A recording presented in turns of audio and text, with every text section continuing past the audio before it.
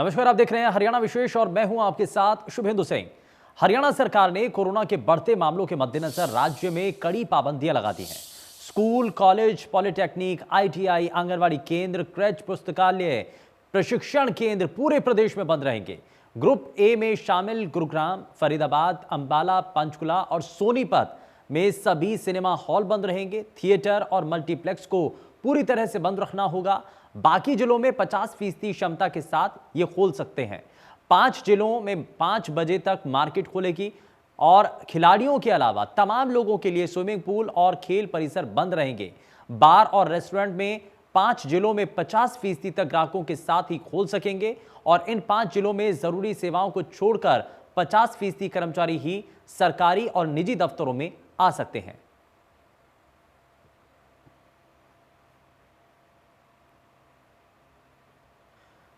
तो 5 जिलों में कड़ी पाबंदियों के बीच क्या खुला रहेगा और क्या बंद रहेगा, जरा ये आप देख रहे हैं। और फरीदाबाद, गुरुग्राम, सोनीपत, अंबाला, पंचकुला में रहने वाले जो लोग हैं उनके लिए बेहद महत्वपूर्ण ये जानकारी है, क्योंकि खुली जगहों में 100 लोगों से ज्यादा को इजाजत नहीं दी गई है और ऐसे में होटल, रेस्टोरेंट, ढाबों में 50% ग्राहकों को अनुमति दी गई है।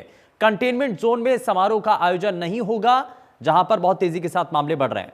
5 बजे से दुकानें, मार्केट, मॉल, शराब के ठेके, ये सब कुछ बंद हो जाएगा और बहुत हद तक जो समय की पाबंदी है वो इन 5 जिलों में रहने वाले लोगों के ऊपर नजर आएगी। तो यानी कि इन 5 जिलों के अंदर बहुत तेजी के साथ जब संक्रमण के मामले बढ़ रहे हैं तो बहुत ज्यादा आपको सख्ती बरतनी होगी, आपको एहतियात यहां पर बरतना होगा। खुली जगह पर 100 लोगों से ज्यादा को इजाजत नहीं दी जाएगी। होटल हो, रेस्टोरेंट हो, ढाबों में 50% ग्राहकों को फिलहाल अनुमति दी गई है। कंटेनमेंट जोन में समारोह का आयोजन नहीं हो पाएगा और 5 बजे से दुकानें, मार्केट, मॉल, शराब के ठेके, ये सब कुछ बंद हो जाएंगे।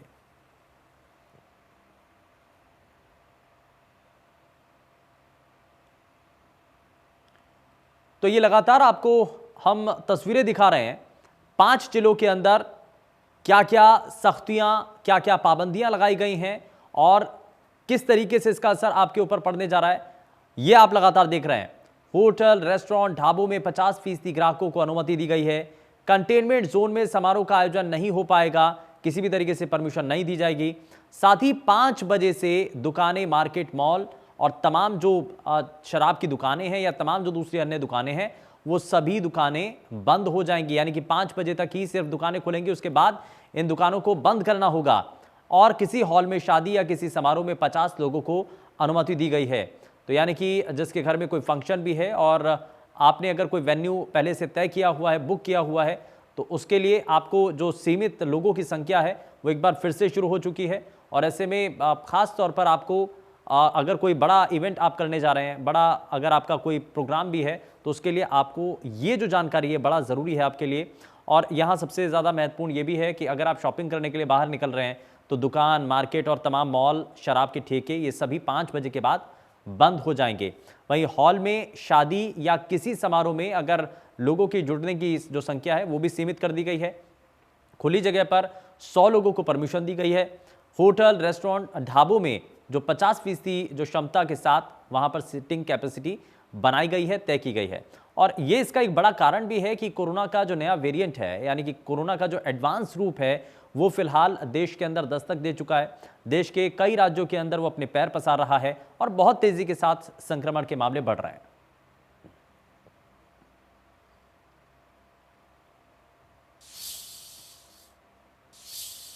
वहीं लॉकडाउन के दौरान 5 जिलों में किन लोगों के लिए छूट है, जरा ग्राफिक्स के जरिए देख लेते हैं।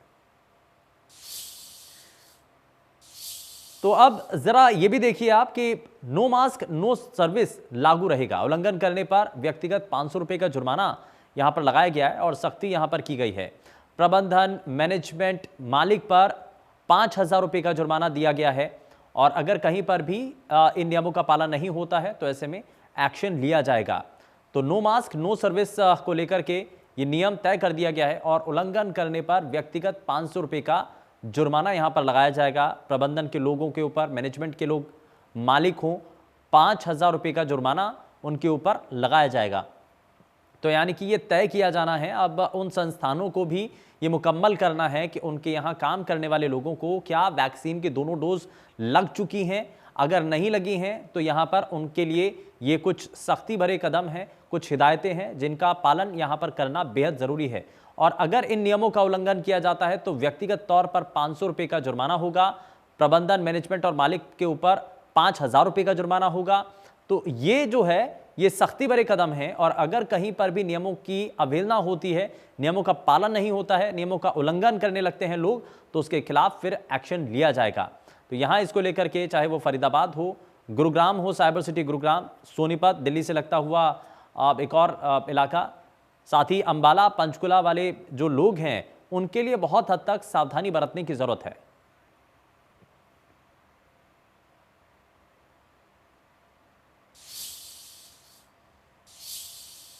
ग्राफिक्स के जरिए जरा अब आपको दिखाते हैं कि किन जगहों पर वैक्सीनेशन सर्टिफिकेट के बिना एंट्री नहीं मिलेगी। जरा ये भी आप देखिए।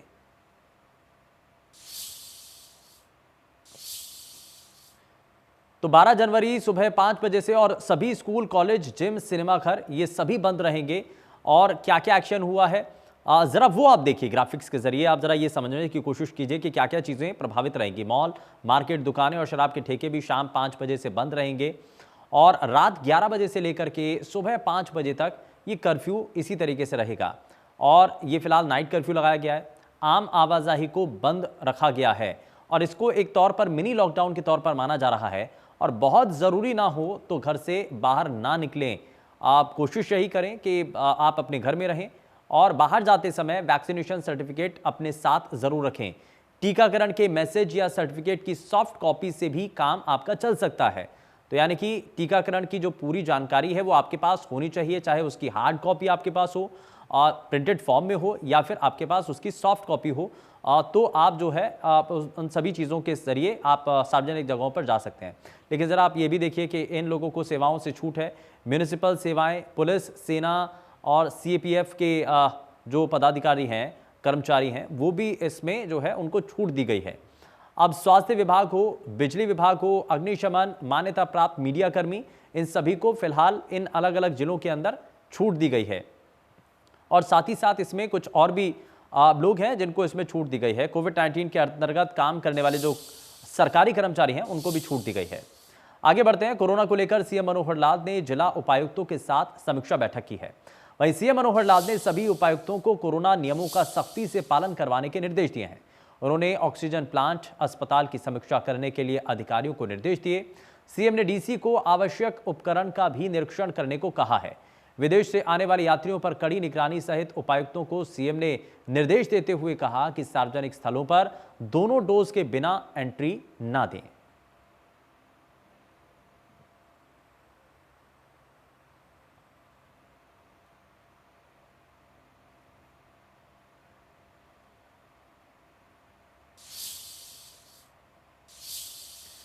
हरियाणा में कोरोना और ओमिक्रॉन के बढ़ते कहर के बीच हरियाणा सरकार ने प्रदेश में मिनी लॉकडाउन लागू कर दिया है और प्रदेश के 5 जिलों में सख्त पाबंदियां लागू कर दी गई हैं। स्वास्थ्य मंत्री अनिल विज ने एक बार फिर से कोरोना को लेकर सख्ती बरतने के संदेश दिए हैं। उन्होंने कहा है कि अगर यही हाल रहा तो सरकार सख्ती बरतने में परहेज नहीं करेगी। अनिल विज ने क्या कुछ कहा है, जरा वो भी आप देखिए। कोविड जिस ढंग से फैल रहा है उसको रोकने के लिए पाबंदियां लगाना आवश्यक है। सरकार ने नई पाबंदियां लगाई हैं। जिलों को 2 हिस्सों में बांट दिया। जिनमें ज़्यादा संक्रमण है उनको एक कैटेगरी में रखा है। उसमें गुड़गांव, फरीदाबाद, सोनीपत, अंबाला, पंचकुला है। इनमें ज़्यादा सख्तियां लगाई गई हैं, बाकियों में भी सख्तियां लगाई गई हैं। यहाँ पर जो बाज़ार हैं वो 5 बजे बंद हो जाएंगे और सारे दफ्तर जो हैं वो 50% कैपेसिटी के साथ चलेंगे। School, college, polytechnic, coaching centre, creche, anganwadi सारे प्रदेश में बंद कर दिए गए। बिना वैक्सीनेशन के लोगों को दफ्तरों में, बैंकों में, बैंक्वेट हॉल में, रेस्टोरेंट में, या जहाँ कहीं भी ज़्यादा एकत्रीकरण होता है वहाँ पर जाने की इजाज़त बंद कर दी गई है। इसको चेक करने के लिए डिप्टी कमिश्नर्स को आदेश दिए गए हैं कि वो हर ज़िले में अपनी टीम्स बनाए और सब जगह पर जाकर रैंडम चेकिंग करें। इसलिए लोगों को खुद में भी इसका पालन करना चाहिए। भुगतना लोगों को ही पड़ेगा। खुद मास्क हर आदमी डाले, सोशल डिस्टेंसिंग करें, बिना मास्क नो वर्क, इसका सिद्धांत लागू करना पड़ेगा। सख्तियाँ आगे भी बढ़ाई जा सकती हैं और अगर संक्रमण बढ़ेगा तो जिलों की कैटेगरी भी बढ़ाई जा सकती है। हरियाणा के 5 जिलों में लगे मिनी लॉकडाउन के तहत आज शाम 5 बजे सभी दुकानें बंद कर दी जाएंगी और बस मेडिकल स्टोर और जनरल स्टोर सहित खाद्य पदार्थ, दूध की डेयरी ही खुली रहेंगी। वहीं दुकानदारों का कहना है कि मिनी लॉकडाउन के चलते गुरुग्राम के बाजारों में लोगों की भीड़ उमड़ पड़ी है। साथ ही साथ दुकानदारों का यह भी मानना है कि इससे उनकी सेल पर भी असर होगा। दिल्ली एनसीआर में लगातार बढ़ते कोरोना के मामलों के बाद और साथ ही साथ ओमिक्रॉन के जो नए मामले आ रहे हैं उसके बाद राज्य सरकार ने हरियाणा के 5 जिलों में जो मिनी लॉकडाउन है वो लागू कर दिया। इससे पहले रात्रि जो कर्फ्यू था, नाइट कर्फ्यू भी लगाया गया था जो रात 11 बजे से सुबह 5 बजे तक था। लेकिन एक बड़ा कदम उठाते हुए राज्य सरकार ने आज शाम 5 बजे के बाद जो तमाम मार्केटें हैं, जो दुकानें हैं वो बंद कर दी जाएंगी और साथ ही साथ जो मेडिकल स्टोर्स हैं या फिर किराना स्टोर है वही खुले रहेंगे। तो ऐसे में कहीं ना कहीं बढ़ते हुए जो कोरोना के मामले हैं उन पे नकेल कसने के लिए राज्य सरकार ने एनसीआर के 5 जिलों में जो मिनी कर्फ्यू है वो लगा दिया है। और जिस तरीके से हम पिछले 24 घंटों की बात करें, गुरुग्राम में 280 से ज़्यादा जो कोरोना के मामले हैं वो पाए गए हैं और ओमिक्रॉन के 17 नए मामले सामने हैं। तो ऐसे में कहीं ना कहीं लोगों की भी एक जिम्मेवारी बनती है, अपने आप को वो प्रोटेक्ट रखें और साथ ही साथ भीड़ भाड़ वाले जगह ना जाए। 2 गज की दूरी, मास्क है जरूरी। इन नीतियों के साथ यदि वो चलते हैं तो कहीं ना कहीं राज्य सरकार हो या फिर जिला प्रशासन जो अपील बार बार कर रहा है तो इस पे नकेल कसी जा सकती है। गुरुग्राम से संजय राठौर, इंडिया न्यूज। सोनीपत के सिविल अस्पताल में आने वाले मरीजों का वैक्सीन सर्टिफिकेट देखने के बाद ही उनको एंट्री दी जा रही है। वहीं दूसरी तरफ राई कुंडली औद्योगिक क्षेत्र में काम करने वाले मजदूर दूसरी डोज लगवाने के लिए नागरिक अस्पताल पहुंचे हैं।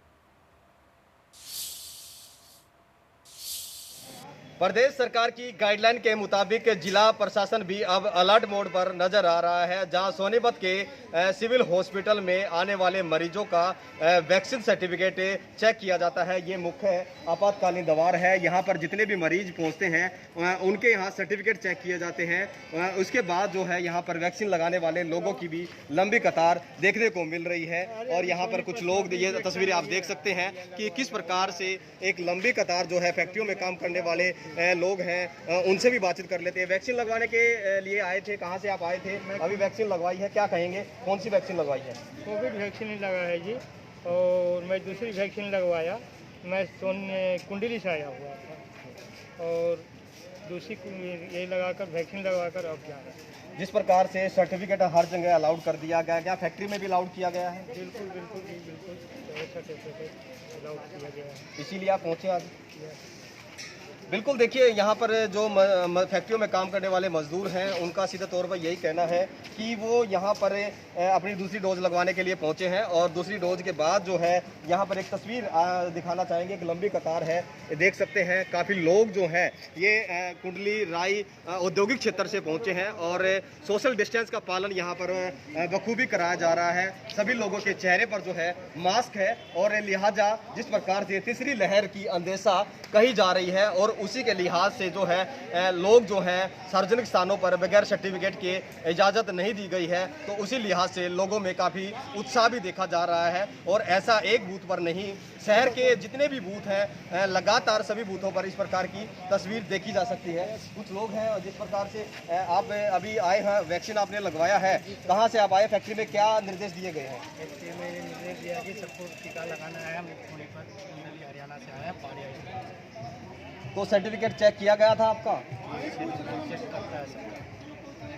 सर्टिफिकेट चेक किया जाता है, उसके बाद ही एंट्री है फैक्ट्री में, और फैक्ट्री में भी मास्क का पूरा किया गया है। बिल्कुल, एक तस्वीर और हम आपको दिखाते हैं। देखिए यहाँ पर मुख्य द्वार पर सर्टिफिकेट जो है वो प्रक्रिया जिस प्रकार से आप बता रहे हैं कि यहाँ पर बाकायदा चेक किया जाता है और सर्टिफिकेट के बाद ही यहाँ पर एंट्री जो है वो दी जा रही है। और जिस प्रकार से, क्योंकि प्रशासन की सख्त रूप से गाइडलाइन है कि बगैर सर्टिफिकेट के किसी भी व्यक्ति को एंट्री नहीं दी जाएगी, चाहे सिविल हॉस्पिटल हो या बस स्टैंड हो या फिर शिक्षण संस्थान हो, तो इस प्रकार की गाइडलाइन का सभी को पालन करना होगा। सोनीपत से इंडिया न्यूज हरियाणा के लिए राम सिंह मान।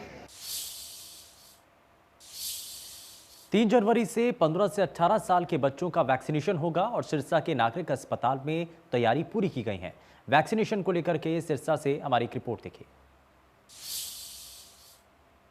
3 जनवरी से 15 से 18 साल के बच्चों के लिए वैक्सीनेशन लगानी शुरू कर दी जाएगी। इसके लिए बाकायदा हम पहुंचे नागरिक अस्पताल के वैक्सीनेशन सेंटर में, जहां पूरी तैयारियां कर ली गई। हालांकि यहां वैक्सीनेशन पहले से चलाया जा रहा है। आज छुट्टी होने के बावजूद यहां वैक्सीनेशन का काम जारी है।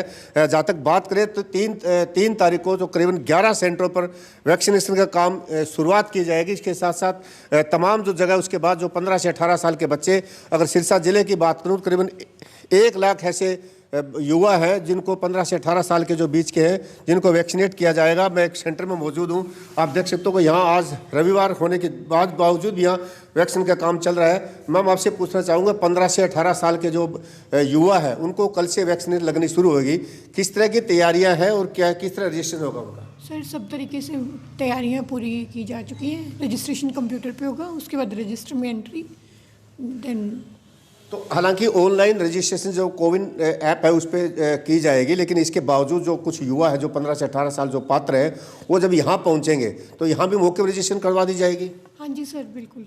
तो उनको क्या करना चाहेंगे, क्या क्या लेके आए, मास्क लगा के आए, किस तरह के एहतियात देना चाहते हैं आप? बिल्कुल सर, जिस तरह से डिजास्टर चल रहा है तो मास्क तो कंपलसरी है ही। और क्या आधार कार्ड वगैरह क्या ले? आधार कार्ड के लिए आधार कार्ड ज़रूरी है। तो आपने देखा कि यहाँ पूरी सेंटर के अंदर पूरी तरह से व्यवस्था की गई है वैक्सीन से लेकर। जहाँ तक कुल वैक्सीनेशन सेंटर की बात करें तो अब तक जिले के अंदर जिस तरह से वैक्सीनेशन अभियान चलाया जा रहा है, उसमें 16,75,000 लोगों को पहली डोज और 7,33,000 लोगों को दूसरी डोज यानी संपूर्ण डोज दी जा चुकी है। हालांकि प्रशासन द्वारा, स्वास्थ्य विभाग द्वारा सख्ती दिखाने जा वैक्सीनेशन लगातार तेजी आई है। कल की बात करें तो अकेले शनिवार के दिन 10,000 वैक्सीनेशन लोगों को दी गई थी। यानी लगातार पूरी तरह से, चाहे स्वास्थ्य विभाग हो चाहे जिला प्रशासन हो, इस बात को लेकर पूरी तरह से गंभीर है। और यही उम्मीद करते हैं जो 1 लाख जो युवा है जिनको 15 से 18 साल के बच्चों को वैक्सीन लगनी है, उसके लिए भी पूरी तरह से व्यवस्था की गई है। अब आप देख सकते हो बाहर भी जिस तरह से अभी वैक्सीनेशन का काम जारी है और पूरी तरह से व्यवस्था की गई है। जो भी वैक्सीन ले आएगा उनके लिए यहाँ बाकायदा सैनिटाइजर रखा गया है। इसके साथ उनके सबके लिए जो पहुँच रहे हैं उनके लिए मास्क भी कंपलसरी किया गया है। कल के खासकर हिदायत दी गई है कि जो भी युवा वैक्सीनेशन के लिए आए वो मास्क लेकर आए, अभी मास्क लगा कर आए। ऐसे में अब देखना होगा कि पहले दिन यानी 11 तारीख से जो 11 सेंटरों पर जिस तरह से वैक्सीनेशन की जाएगी, उसमें किस तरह से युवाओं में उत्साह आता है। सिरसा से सिंह जानी, इंडिया न्यूज़ हरियाणा। मेघालय के राज्यपाल सत्यपाल मलिक एक बार फिर से किसानों के पक्ष में उतरे हैं। उन्होंने कहा कि किसानों और समाज के लिए हमेशा तत्पर रहा हूं और हमेशा अग्रणी खड़ा मिलूंगा। किसानों के साथ सरकार को अब ईमानदारी बरतते हुए तुरंत दर्ज केसों को रद्द करके एमएसपी को कानूनी रूप देना होगा। राज्यपाल मलिक ने इस दौरान मीडिया से बात करते हुए कहा कि किसान आंदोलन समाप्त नहीं हुआ बल्कि स्थगित हुआ है। अगर किसानों की मांगें नहीं मानी गई तो फिर से आंदोलन हो सकता है। कृषि कानून रद्द होना किसानों की बड़ी जीत है। एमएसपी को लेकर भी किसान एकजुट रहेंगे। वहीं उन्होंने डाडम पहाड़ हादसे पर दुख व्यक्त करते हुए मामले की उच्च स्तरीय जांच की मांग भी उठाई है।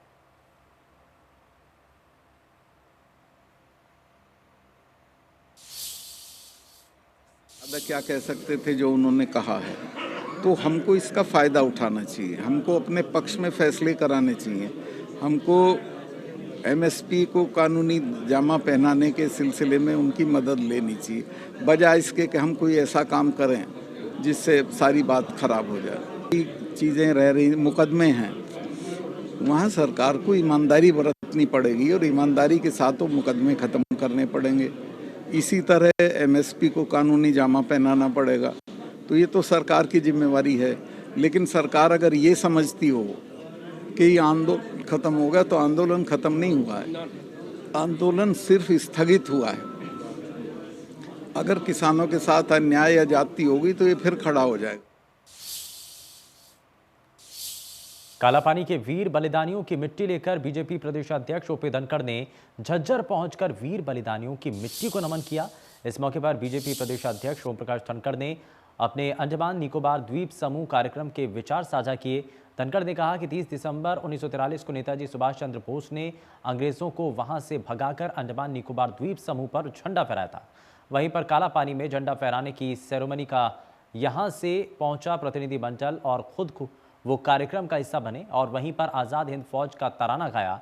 धनखड़ बोले, जो भी जानकारी उन्हें वहां से मिली है उनके अनुसार उस दौरान 3,27,000 बलिदानियों ने काला पानी के लिए, आज़ादी के लिए बलिदान दिया था। लेकिन दुख उन्हें इस बात का है कि काला पानी के शहीदों को इतिहास के पन्नों पर वो स्थान नहीं मिल पाया जिसके वो हकदार थे।